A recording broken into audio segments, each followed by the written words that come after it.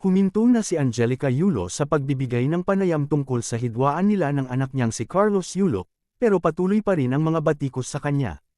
Malalim ang sigalot sa pagitan ng mag-ina dahil bukod sa usapin ng salapi, mahigpit ang pagtutol ni Angelica sa ugnayan ni Carlos sa girlfriend nitong si Chloe San Jose, na kilala ngayon bilang Charlos Love Team.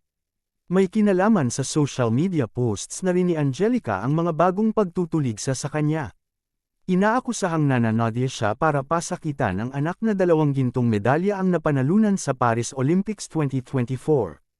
Para sa mga stalker ng Facebook page ni Angelica, pasimpleng patutsyada nito laban kay Carlos ang video post niya noong ika-24 ng Agosto tungkol sa pamamahagi ng pagkain ng kanyang mga anak sa mga kapitbahay nila sa Maynila.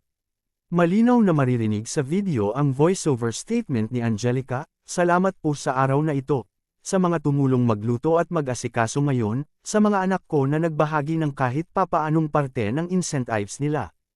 Kay Iza na binawasan ang nakuha niya sa palarong pambansa. Salamat din kay Eldro at sa panganay ko na si Joriel sa ipinaabot niyang tulong para kahit papaano, makatulong tayo sa simpleng paraan. Lagi tayong tumulong sa kapwa kapag may sobra tayo, maliit man o malaki. Ang mahalaga ay magbigay tayo ng bukal sa puso. Pagpasensyahan ninyo na sana ang nakayanan namin ng mga anak ko." Hindi natatapos sa video ng pamimigay ng pagkain ng mga anak ang pinaghihinalaang mga pahaging ni Angelica kay Carlos.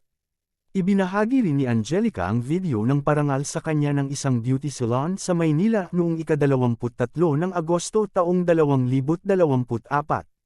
Sa naturang video, sinabi ng nagbigay kay Angelica ng Certificate of Recognition, "In line with our campaign na Ganda for All, we give this certificate of recognition to Ma'am Angelica Poquiz Yulo for her exceptional dedication and unwavering commitment to raising children that bring pride to the Philippines.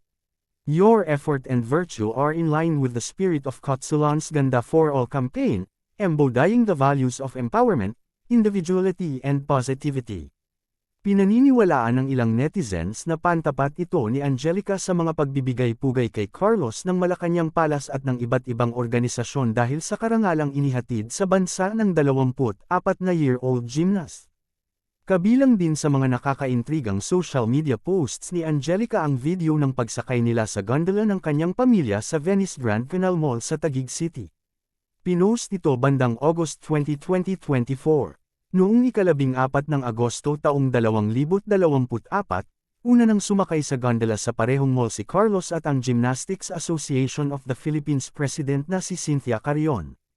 Ito ay bago igawad ng Megaworld Corporation sa 2-time Olympic gold medalist ang 3-bedroom condominium unit na nagkakahalaga ng 35 million Philippine pesos. Ang video post ni Angelica ng gondola ride ang pinagdudahang unang mga simpleng patutsyada niya laban kay Carlos na nananatiling mailap sa pamilya mula nang bumalik ito sa Pilipinas noong ika-13 ng Agosto taong 2024.